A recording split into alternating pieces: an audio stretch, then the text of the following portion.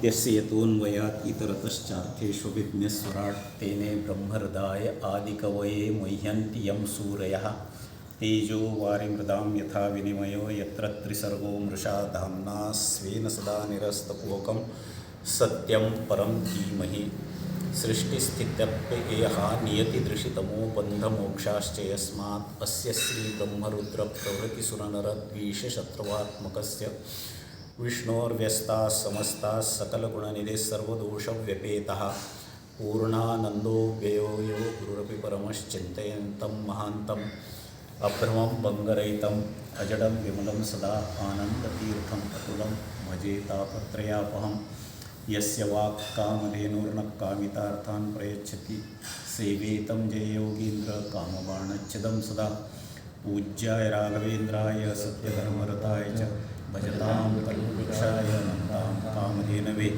आसेतु राकुशारात्रये दिशोचितवान् मोहो सत्यध्यानगुरुपातु यतीन्द्रैरपि पूजितः श्रीसत्यप्रमोदाख्यगुरुः रामपादाब्जषट्पदः मयि नारायणे बाले कृपां कुर्यात् अहर्निशं बन्धुस्त्वं गुरुरिष्टदैवतमिति त्वत्पादपङ्केरुहं प्राप्तं मां परिपालयेति सततं याचे निबद्धाञ्जलिः चित्तं मद्गुणदोषचिन्तनविधौ नूनं मनां मां कृतः श्रीसत्यात्मगुरो त्वदङ्घ्रियुगलं हित्वा न मे सद्गतिः श्रीगुरुभ्यो नमः हरिः ओम् दत्वा पुत्रं प्रवक्त्रे प्रतिगतमधुरः सान्त्वयम् उद्धवास्याः गोष्ठस्थान्नन्दपूर्वा नरमयधवला प्रीतिकृत्य शुभस्त अक्रूरस्याथ तेन प्रतिविदितप्रथा ता पुत्रकृत्योजरायाः सूनुं निर्भिन्नसेनं व्यतनुतघोषो विद्रुतन्नः सपायात.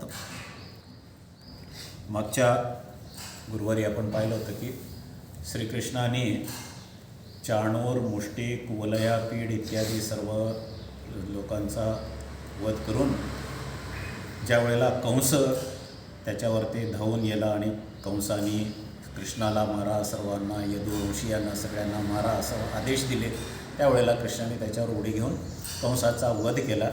कंसाचा वध केल्यानंतर उग्रसेनाला राज्य दिलं, आपल्या सर्व ज्ञाती बांधवांना, आईवडिलांना सगळ्यांना भेटला आणि मग त्या ठिकाणी आईवडिलांची प्रार्थना केली की मी तुमच्याशी गेले कित्येक वर्षापासून भेटलो नाही, तुमची सेवा करायला मला संधी मिळाली नाही, म्हणून खरे तर आम्हीच तुमच्याशी हे नाही आहेत, आमचं तेवढं भाग्य नाही आहे, तरी आता इथून पुढे मी तुमची सेवा करू असं म्हणून तो आईवडिलांना भेटला. त्यानंतर साधारणतः श्रीकृष्ण आणि बलरामा दोघांचं 8 वर्षाचं वय झालेलं होतं. उपनयनाचं वय झालेलं हे पाहून वसुदेव देवकीनं त्याचं उपनयन केलं आणि उपनयन केल्यानंतर जे गुरुकुलात जाऊन विद्या घ्यायची असते, 12 वर्ष गुरुकुलात जाऊन विद्या घ्यायची असते, ते कार्य श्रीकृष्ण स्वतः जगताचे गुरुच आहेत, तरी देखील पृथ्वी तलावर आल्यानंतर मानवाचं रूप घेतलं, मानवाचा अवतार घेतला, तो मानवांना शिक्षण द्यायचं या हेतूने वसुदेव देवकींनी त्यांना अवंती नगरामध्ये म्हणजे सध्याच्या उज्जैन नगरामध्ये सांदीपनी ऋषींच्या आश्रमामध्ये श्रीकृष्ण बलरामाला ठेवलं. त्या ठिकाणी श्रीकृष्ण आणि बलराम हे जगताचे गुरुच असल्यामुळे सर्व विद्या, मुळातच सर्व वेद, सर्व विद्या हे त्यांच्यापासूनच निर्माण झालेल्या आहेत, तरी देखील लोकशिक्षणासाठी म्हणून 64 दिवसामध्ये 64 कला, 64 विद्या, धनुर्विद्या व सगळ्या गोष्टी त्यांनी आपल्या गुरु सांदीपनी ऋषींकडून समजून घेतल्या, त्यांचं शिक्षण घेतलं. शिक्षण घेतल्यानंतर 64 विद्या, सर्व विद्या संपल्यानंतर गुरूंकडे आता शिक्षण घ्यायचं सगळं संपलेलं आहे, आता काय करायचं. गुरूंची प्रार्थना केली की आता आम्हाला परवानगी द्यावी. गुरुनी म्हणाले की तुम्ही त्यांना आशीर्वाद दिले, तुम्ही यशस्वी व्हा असा आशीर्वाद दिल्यानंतर कृष्ण आणि बलरामांनी गुरूंना म्हणलं की गुरुदक्षिणा दिल्याशिवाय आम्ही कसं जायचं पुढे, गुरुदक्षिणा देण्याची आमची इच्छा आहे, काय द्यावी. अरे तुमच्यासारखे विद्यार्थी मिळालेत मला, हेच मोठं माझं भाग्य आहे, मला वेगळे काय अशी काही गुरुदक्षिणा नको असं म्हणले. तरी परंतु जेव्हा कृष्ण आणि बलरामांचा आग्रहच झाला की काहीतरी आमच्याकडून तुम्ही गुरुदक्षिणा घ्या, कारण कोणतीही विद्या तशी अशी घेत नसतात, म्हणजे 4 प्रकारे विद्येचं ग्रहण केलं असतं. गुरुशुश्रूषया विद्या, पुष्कलेन धनेन वा अथवा विद्यया विद्या चतुर्थम नोपलभ्यते. असं ते विद्येचं हे आहे की कसे विद्या घ्यावी. गुरुची शुश्रूषा करून, गुरुची सेवा करून विद्या ग्रहण करावं, हा पहिला भाग आहे. दुसरा, पुष्कलेन धनेन वा, पुष्कळसं धन गुरुला द्यावं आणि त्या बदल्यामध्ये जे आपण जे आता ट्युशन फीस म्हणतो ते अनेक पैसे द्यावेत, त्या मोबदल्यात विद्या घ्यावी. किंवा आपल्याला येत असलेली विद्या दुसऱ्याला द्यावी, त्याची विद्या आपण घ्यावी. अथवा विद्यया विद्या चतुर्थम नोपलब्धते. असं त्याच्याशिवाय चौथं काही साधन नाही. तर आम्ही तुम्हाला विद्या तुमच्याकडून शिकलेलो, आम्ही राजघराण्यातले आहोत, गुरु दक्षिणा द्यावी अशी आमची इच्छा आहे. असं म्हटल्यानंतर मग काय द्यावी असा विचार करून त्यांनी म्हणाला की ठीक आहे, आमच्या पत्नीला विचारतो. म्हणून सांदीपनी ऋषींनी पत्नीला विचारलं काय घ्यावं. तर तिने क्षणभर विचार केला आणि ते म्हणाले की श्रीकृष्ण आणि बलराम हे साक्षात देवतांचेच अंश आहेत आणि त्यांनी गोकुळ आणि वृंदावनात असताना महान पराक्रम केलेलं आपण सर्वांनी ऐकलेले आहे. कंसासारख्या, चाणूर मुष्टिकासारख्या या सगळ्या लोकांचा वध केला. त्याच्यामध्ये अफाट शक्ती आहे, दैवशक्ती आहे. तर का ना आपण असे मागावं गुरुदक्षिणा की आपला 8 वर्षापूर्वी एक आपला मुलगा समुद्रात बुडून मरण पावला. तो जर या कृष्णा आणि बलरामामध्ये कर्तुम अन्यथा कर्तुम म्हणजे अशी फार मोठी दिव्य शक्ती आहे. तर आपण त्यांना आपला पुत्र, मेलेला पुत्र जर मागितला आणि तो दिला तर आपलं उर्वरित आयुष्य सुखकारक होईल. असं म्हणून त्यांनी सांदीपनी ऋषीने म्हटले, कृष्णा, पत्नीची इच्छा आहे की तू माझा मेलेला पुत्र जर आणून दिलास तर चांगलं होईल. कुठं मेला तर या समुद्रात बुडून मेला. कुठं जो समुद्र होता त्या समुद्राकाठी कृष्ण त्या समुद्राच्या जवळ गेले आणि समुद्र देवतेला, वरुण देवतेला प्रार्थना केली. वरुणाला म्हणाले की वरुणा, काही 8 वर्षापूर्वी आमच्या गुरूंचा मुलगा तुझ्या ठिकाणी मरण पावला बुडून, तो आम्हाला परत दे. वरुण देवतेने सांगितलं की कृष्णा, माझ्याकडे तर तो गुरुपुत्र नाही आहे, पण कदाचित या समुद्रात असणाऱ्या पंचजन नावाचा एक असुर आहे. पंचजन असुर हा शंखाच्या स्वरूपात आहे, शंख. तर त्याने कदाचित गिळला असावा. असं म्हणल्यानंतर कृष्णाने समुद्रात उडी मारली, त्या पंचजनाचा वध केला, मारलं त्या पंचजनाला आणि त्याच्या उदरात तो काही सापडला नाही. मग सापडला नाही तर तो पंचजनाला वर काढलं. त्याचं पंचजन म्हणजे शंखाच्या स्वरूपात होता. त्याला मारल्यानंतर त्याचा जीव गेला. तर तो शंख, त्याच्यातलं सगळं काही काढून टाकून तो पांचजन्य शंख म्हणून कृष्णाने त्या शंखाचा स्वीकार केला आणि तो शंख घेऊन यमाच्या दरबारात गेले. संयमनीपुरात जाऊन तो पांचजन्य शंख वाजवला. यम घाबरला, कोण आहे म्हणून पाहतो तर प्रत्यक्ष श्रीकृष्ण परमात्मा आलेले आहेत. अर्घ्य पाद्य आचमन घेऊन त्यांची सेवा केली. काय कृष्णा, काय आज्ञा आहे. तो म्हणे, यमा, 8 वर्षापूर्वी या समुद्रामध्ये आमचे गुरु सांदीपनी यांचा मुलगा मरण पावला होता. तो आम्हाला जशाला तसा पाहिजे, म्हणजे जीव गेला आहे म्हणजे तो देहासहित पाहिजे. असं म्हटल्यानंतर या म्हटलं, भगवंता, तुम्ही आहेत, तुमची इच्छा आहे तर त्याच्यामध्ये काय अशक्य आहे. यमाने त्या मुलगा जशाला तसा तो 8 वर्षाचा मुलगा श्रीकृष्णाला देऊन टाकला. श्रीकृष्ण आणि बलराम त्या मुलाला घेऊन सांदीपनीचे गुरुजींकडे आले. त्यांना तो पुत्र प्रदान केला आणि गुरुदक्षिणा देऊन दोघं परत आले. परत आल्यानंतर उग्रसेनाला राज्यावर बसवलेलंच होतं. त्यानंतर ज्या वेळेला त्यांनी सांगितलं होतं की मी कंसाचा वध केल्यानंतर अक्रूर आणि त्रिवक्रा या दासीला सांगितलं होतं की तुमची सेवा घेईल. त्याप्रमाणे भगवंत त्या त्रिवक्रा दासीकडे गेले.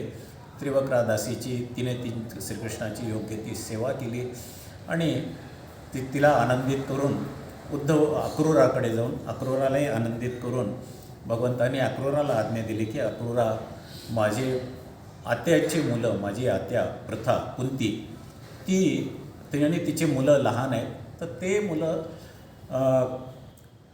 धृतराष्ट्र काय करतो की त्यांना योग्य रीतीने पाहत नाही. तर तुम्ही धृतराष्ट्रांना जाऊन थोडीशी समज देऊन या की हे तुमचेच भावाचे मुलं आहेत, त्यांच्याला नीट सांभाळ करा. नाही केलात तर मग श्रीकृष्ण त्यांचं रक्षण करेल, असं त्यांना सूचना द्या. असं म्हटल्यानंतर अक्रूर हस्तिनापुरामध्ये जाऊन त्या ठिकाणी धृतराष्ट्राला 4 युक्तीच्या गोष्टी समजावून आला आणि सांगितलं की हे तुझे भावाचेच मुलं आहेत, पांडूचे मुलं आहेत, धर्म, भीम, अर्जुन, नकुल, सहदेव आणि कुंती, त्यांचं योग्य ते रक्षण करा, तुमच्या कुलाचेच आहेत. त्याप्रमाणे तो धृतराष्ट्र तेव्हा म्हणाला की बाबा माझं मन तो भावाचे मुलं आहेत, त्यांचं चांगलं भाव हे आहे, परंतु ज्या वेळेला दुर्योधनाधिक माझे पुत्र जवळ येतात त्यावेळेला माझ्या बुद्धीला काय होतं हे मला सांगता येत नाही, परंतु ज्याप्रमाणे दैवगती असेल त्याप्रमाणे होईल, माझ्याकडून मी करतो प्रयत्न, असं म्हणून सांगितलं.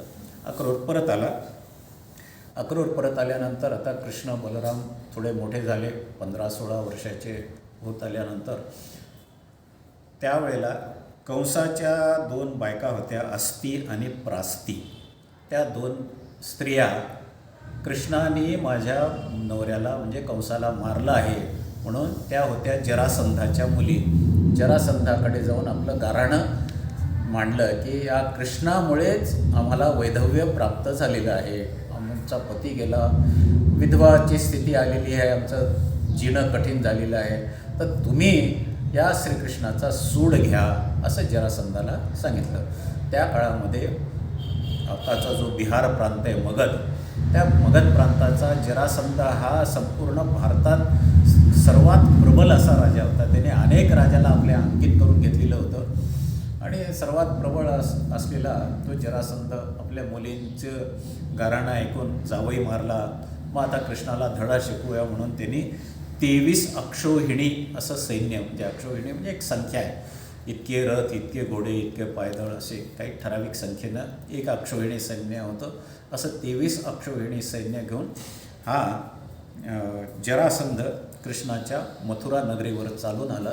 मथुरा नगरीवर चालून आल्यानंतर कृष्णाने तो सगळीकडे त्याने मथुरा नगरीला वेढा दिलेला पाहिल्यानंतर कृष्णाने आपले रथ आणि आपले आयुध, चक्र, शंख, गदा, त्यानंतर नंदक, खड्ग, हे सगळ्या आयुधांचं स्मरण केलं. बलरामाने आपले नांगर आणि मुसळ्याच्या आयुधाचं स्मरण केलं. ते सगळे आयुध, दोघांसाठी 2 रथ त्या ठिकाणी आले.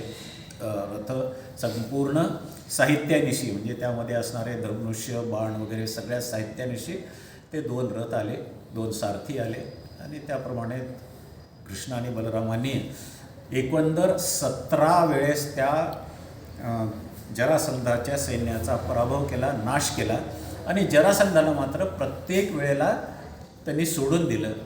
याचं कारण म्हणजे कृष्णाने सांगितलं होतं की आपला अवतार कसा आहे, जातक कंस वधार्थाय भूभारोत्तारणायच्या. आपण गोकुळाष्टमीला अर्घ्य सोडतो त्यावेळेला त्याच्यात म्हणतो कशाच कृष्णाच्या अवताराचा उद्देश आहे जातक कंस वधार्थाय भूभारोत्तारणायचं, पृथ्वीला झालेला भार दूर करण्यासाठी. म्हणजे जे वाईट प्रवृत्तीचे जे राजे आहेत त्या राजांचा नाश करणे आणि पृथ्वीला झालेला भार कमी करायचा म्हणून असं 17 वेळेस त्यांनी त्या अनेक जरासंधांनी गोळा केलेले सैन्य आणि राजांचा नाश केला, पण जरासंधाला मोकळं सोडलं.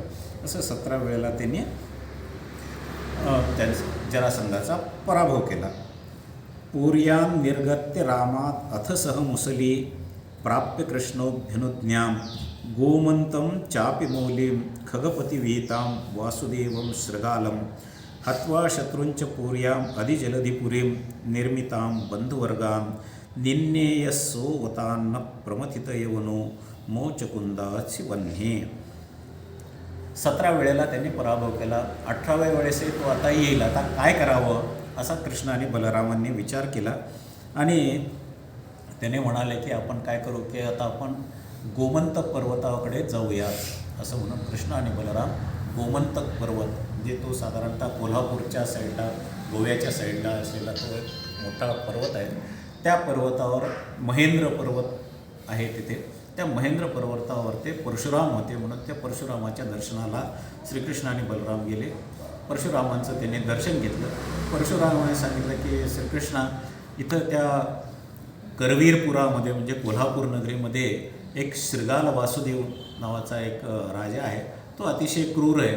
तो शृगाल वासुदेव म्हणजे श्रीकृष्णाचा सावत्र भाऊच होता. वसुदेवाचा एका पत्नीपासून झालेला मुलगाच होता, परंतु तो कोल्हापूरचा राजा असतो आणि तो थोडासा स्वभावाने क्रूर होता, लोकांना त्रास द्यायचा.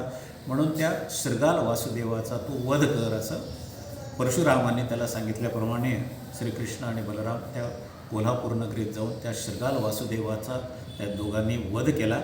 त्याचं सैन्याचाही नाश केला आणि मग त्याचा मुलगा शरण आला. त्याला परत त्या कोल्हापूरचं राज्य दिलं आणि त्याला त्या शृगाल वासुदेवाचा वध करून पुढे येत असताना गरुडांनी श्री विष्णूचा मुकुट त्या बलिराजाने, बली जो चक्रवर्ती आहे त्या बली चक्रवर्तीने एकदा विष्णूचा मुकुट पळवला होता म्हणतात. तो मुकुट पळवल्यानंतर त्या गरुडाने त्या बलीचा पाठलाग करून तो मुकुट त्या बलीजवळ राहू दिला नाही. बलीचा पराभव केला. तो मुकुट घेऊन तो गरुड श्रीकृष्णाजवळ या ठिकाणी आला, या करवीर नगरीमध्ये, आणि त्या कृष्णाला तो समर्पण केला आणि तो विष्णूचा मुकुट श्रीकृष्णाच्या शिरावरती योग्य रीतीने बसला. आणि त्यानंतर तो मुकुट दिला. गरुड कृष्णाची प्रार्थना केली. गरुडाने कृष्णाची सेवा करून गरुड निघून गेला. पुढे जेव्हा 18व्या वेळेला श्रीकृष्णावर हा आक्रमण करण्याच्या हेतूने जरासंध येतो, त्या जरासंध जेव्हा आक्रमण करण्यासाठी येतो त्याच वेळेला नारदांनी एक कालयवन नावाचा एक परक्या प्रांतामध्ये असलेला, म्हणजे यवन म्हणजे मुस्लिम कंट्रीमध्ये असणारा, म्लेंच असणारा कालयवन, तो कालयवन हा यादवांकडून अवध्य होता. म्हणजे कृष्णाकडूनही त्याला मरण येणार नव्हतं असं त्याला वर होता की कोणत्याही यादवांकडून तू अवध्य राहशील, मरणार नाहीस असा शंकराचा वर असल्यामुळे तो कृष्णाकडूनही मरणार नव्हता. म्हणून त्यांनी काय केलं की कृष्णाने युक्ती केली की जेव्हा तो 18व्या वेळेला तो कालयवन चालून आला, त्या कालयवनाला श्रीकृष्णाने काय केलं, रथात असताना रथातून उडी मारली आणि उडी मारत तो श्रीकृष्ण पळून गेले, युद्धातून पळून गेले. म्हणून कृष्णाला रणछोडदास एक नाव पडलं. रण सोडून पळून गेले म्हणून रणछोडदास. मग पळून गेले तर हा जो कालयवन त्याच्या मागे लागला. कृष्ण पळत एका डोंगरावर गेले, गुहेत गेले. गुहेमध्ये त्या ठिकाणी एक देवांचा सहाय्य केलेला इक्ष्वाकू कुळातला मांधाता नावाच्या राजाचा मुलगा मुचकुंद नावाचा राजा होता, तो तिथे झोपलेला होता. मुचकुंदाने देवांना युद्धामध्ये अनेक प्रकारे सहाय्य केलं होतं आणि नंतर सहाय्य केल्यानंतर मुचकुंद सगळ्या देवांची मदत झाली. सगळ्या असुरांचा नाश झाल्यानंतर देव म्हणाले की तुम्ही आमचं खूप मदत केलेली आहे, तुम्हाला काय आशीर्वाद देऊ. तर म्हणे आता आशीर्वाद दिला तर मी जाऊन माझं राज्य करतो. देव म्हणाले की आता तू आमच्याकडे इतके दिवस होतास, तोपर्यंत तुमचं संपूर्ण कुळ नष्ट झालेलं आहे, तर तू काय करणार आता. तर ते म्हणे ठीक आहे, आता तुमच्याशी मदत करताना अनेक दिवस मी झोप न घेता राज्य तुम्हाला मदत केली आहे, तर मी आता मला निवांत झोप घेतो. तुम्हाला असा वर द्या की माझी झोप विघ्न कोणी आणू नये झोपेमध्ये, आणि जो कोणी विघ्न आणेल तो मरून जावा असा वर द्या म्हणला. तर देवाने इंद्राने त्याला तसा पद्धतीचा वर दिला. तो मुचकुंद राजा त्या ठिकाणी झोपलेला होता. कृष्णाला ते माहीत होतं आणि कालयवन हा कृष्णाकडून न मरणारा होता, म्हणून कालयवनाला तिथं त्या मुचकुंदापर्यंत आले. कृष्णाने आपलं उत्तरीय त्याचं जे वस्त्र होतं कृष्णाचा पिवळ्या रंगाचं वस्त्र त्याच्या अंगावर घातलं आणि कृष्ण त्या एका शिळेच्या मागे लपून बसले. तो आला कालयवन, त्याला मुचकुंदाला लाथ मारल्यानंतर मुचकुंदाची झोप मोडली. त्याच्या डोळ्यातून निघालेल्या अग्नीनं तो कालयवनाचा मृत्यू झाला. अशा रीतीने तो शंकराने दिलेल्या वराच्या आधीनं वास्तविक श्रीकृष्ण त्याला मारू शकले असते, परंतु वर दिलेला आहे तो वर तर सत्य झाला पाहिजे, म्हणून त्या मुचकुंदाच्या करवी श्रीकृष्णाने त्या कालयवनाला मारलं. मुचकुंद जागा झाल्या, तुम्ही कोण आहात, काय आहे. तो म्हणाले की मी श्री विष्णूचाच अवतार आहे, सध्याच्या काळामध्ये श्रीकृष्ण म्हणून नाव घेऊन आलेलो आहे आणि तुझा उद्धार करण्यासाठी म्हणून मी इथं आलो आहे. काय तुझी इच्छा आहे. तर म्हणे श्रीकृष्णा, मला कोणत्याही प्रकारची माझी इच्छा नाही, मला फक्त मोक्ष मिळावा असा वर दे. म्हणल्यानंतर श्रीकृष्णाने सांगितलं तू बदरिकाश्रमात जा, त्या ठिकाणी माझी सेवा कर आणि तुझा उद्धार होईल असं प्रमाणे सांगून कालयवनाचा नाश केला. आता 18व्या वेळेला कालयवन जेव्हा श्रीकृष्णा हा जरासंध कृष्णावरती स्वारी करेल, त्यावेळेला स्वारी करताना आता एवढं आता कालयवनाचं झालं आणि त्यानंतर हाही आला आहे म्हणून कृष्णाने एक समुद्रामध्ये कुशस्थली म्हणजे द्वारका नगरीची निर्मिती करून आपलं सगळं मथुरेतले सगळे राजे वगैरे सगळ्या लोकांना द्वारका नगरीत ठेवून पुढे मग त्या जरासंधाचा 18व्या वेळेला तो कसा पराभव करतो हे आपण पुढच्या भागामध्ये बघूया. झालेली सेवा राघवेंद्र गुरुअंतर्गत भारतीय रमणनृत्य अंतर्गत श्रीकृष्णाच्या चरणी समर्पण करूया. श्रीकृष्ण.